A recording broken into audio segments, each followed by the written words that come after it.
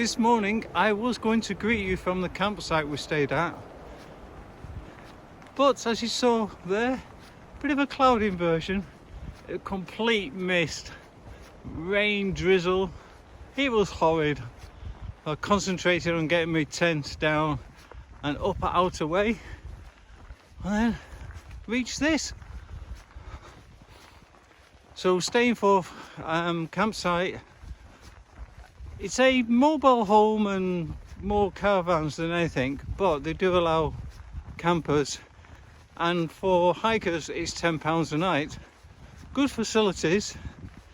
We did want to go in the bar, but they had an Oktoberfest on, so they wouldn't let us in apparently. I think they'd heard of our drinking habits. Right, got 2 more days of walking to get to Kirby Stephen. The end of today, we want to be about halfway, and it'll be just in the middle of the moor somewhere. So that might be interesting, particularly it's predicted to be misty again. But anyhow, for now, I'm going to enjoy the sights.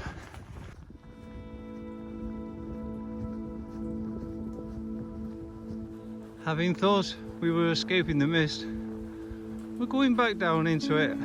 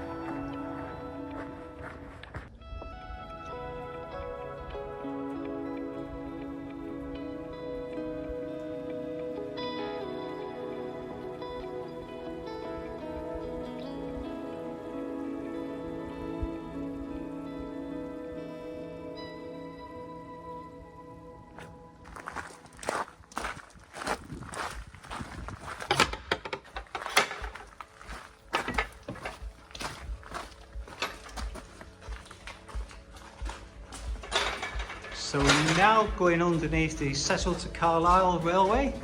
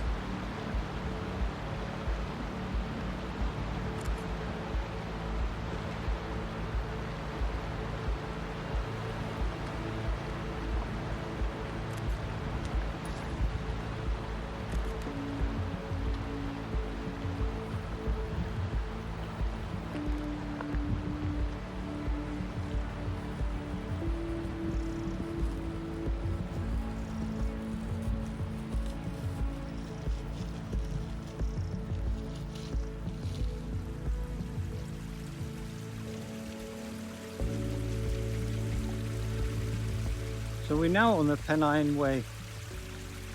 And this is a place called Lingill Bridge.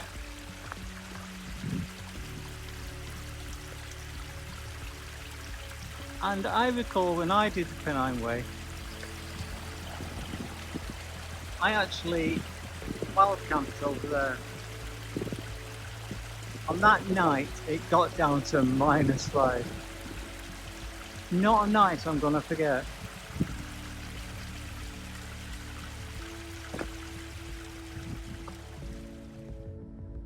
In the distance you can see Cumbria,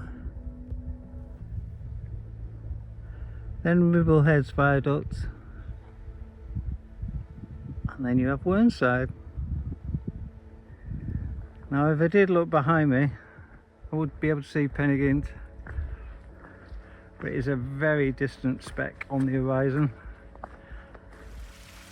So this stream is the source of the River Ribble, and we've just got a litre or so of clean fresh water from there before we have to find a well camp. So yeah, we're going to be drinking water from the source of the River Ribble. We have filtered it and we're probably going to boil it as well.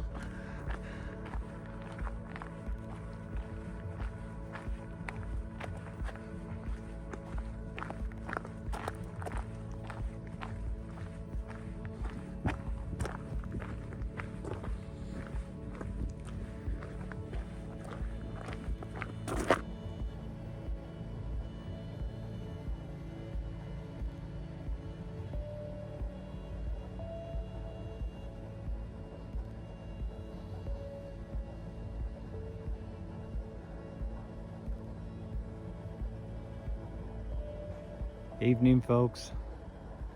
So today has been really good. 30 odd kilometres, which only leaves 26 for the morning to get to the end at Kirby Stephen. Going back to today, you can see the scenery. It's been really lovely and quite hot. In fact, Rick was complaining it was too warm. And just towards the end we were struggling to find water, but managed to find some at the kind of in about the last 5 kilometres or so. So just enough for cooking and a bit of water in the morning. So yeah, last day tomorrow. A bit sad really. I've enjoyed these last 8 days, or it'll be 8 days tomorrow. And I mean, it's been really surprising. Yeah, definitely underrated Pennine Bridleway. Right, see you folks in the morning. We can't see much this morning, just hear the distant drone of cars.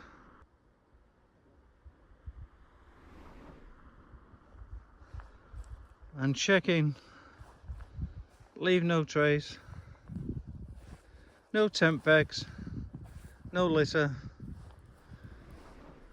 And Rick's just doing the same now. Off we go then.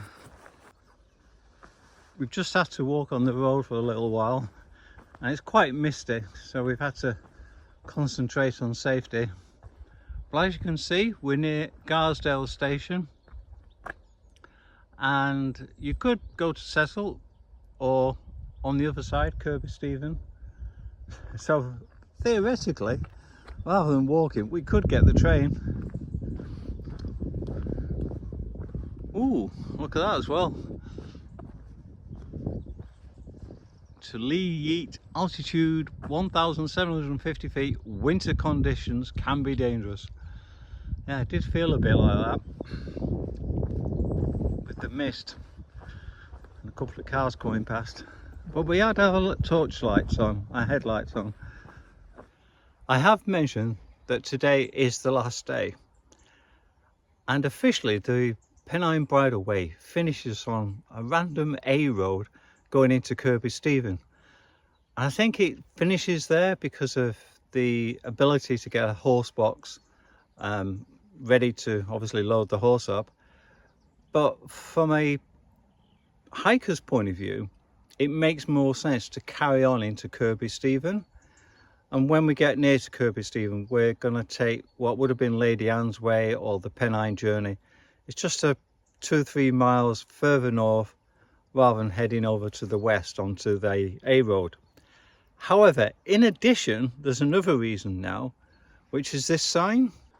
So this sign says that the public bridleway is closed ahead. But for once, it gives you sufficient notice that you can do something about it.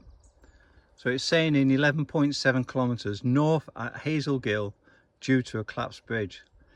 Interestingly, it's just at that point, or just before that point, that we're taking a northerly route to Kirby Stephen.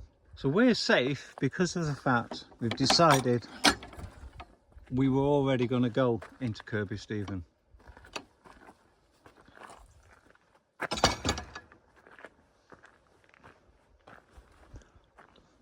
So we're just going past the original houses that would have been for the railway workers.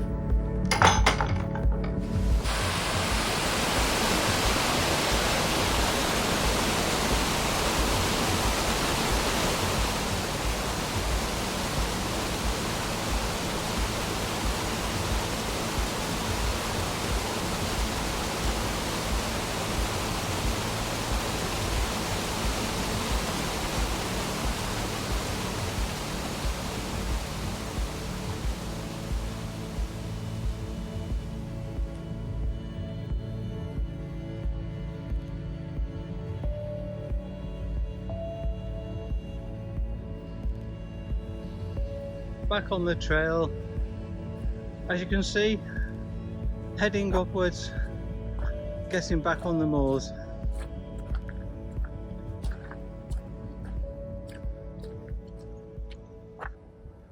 So we have an old drover's inn here. Oh yeah, you would have been driving your sheep along the track here, probably in the mist. Every time I've been this way, it's always been misty. This is no drover's field to put your sheep in, while you go in and have your pint by the fire and have a rest for the night. Pity it's not still open. Might be a bit early for a pint.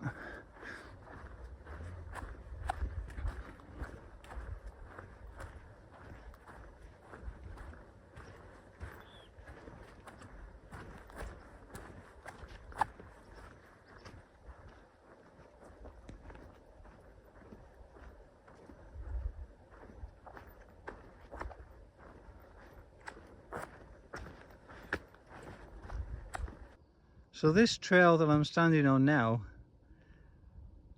has changed from just being the Pennine Bridleway to being Wainwright's Pennine Journey, which is a journey he undertook and went all the way to Hadrian's Wall. And not only do we have those two trails, but this also acts as the Lady Anne Way and also the Cecil to Carlisle Way. So essentially we're doing 4 trails in one. And then up above, kind of where those trees are, is a place called Hell's Gill. So we're going to hell now. Hopefully we'll come out the other side, because then we're higher on the moors and we come across an interesting sculpture, which I think Rick said to me it's one of his favourite points in the trail.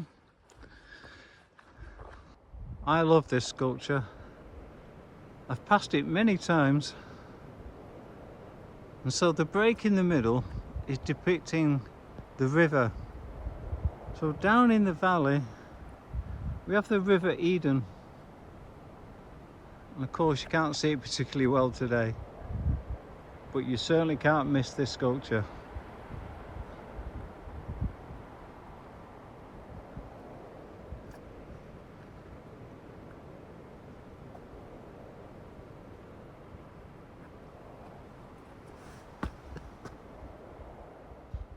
So you can just see there, Pennine Bridleway normally goes along the road. So we've just come from the track there, and if you're a cyclist or on a horse, you go along the road and then up over that hill.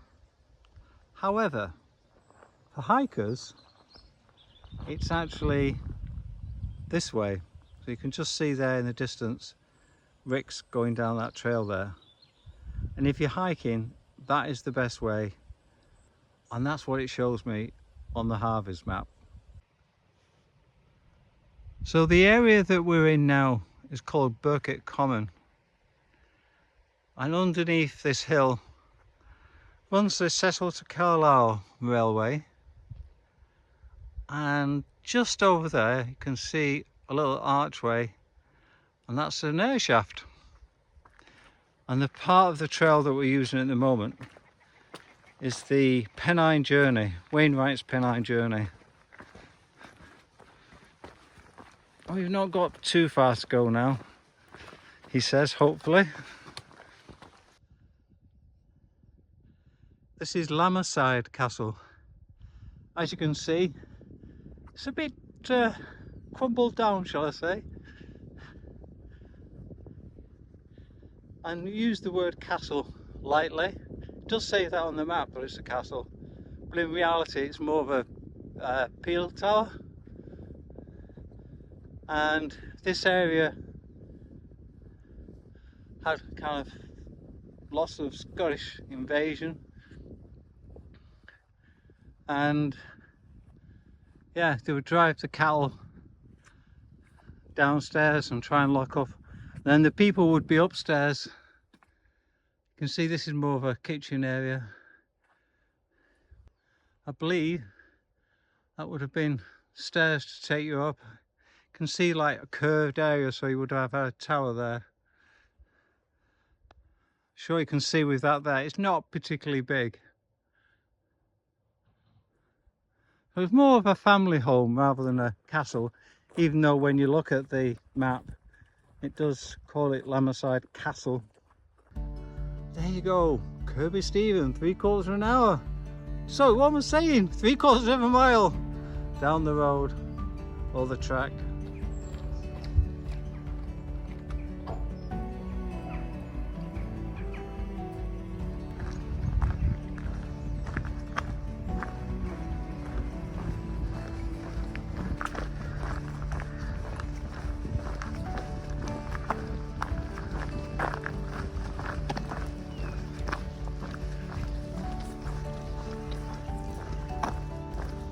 We're on the outskirts of Kirby Stephen, and because of the way we've come into it, we're actually at the path that you take, as you can see there, to the station. We're just about 1 kilometre away, so if it was early enough, you could catch the train. But we've got a pint with our name on it, so we're going to keep going and probably avoid the tractor.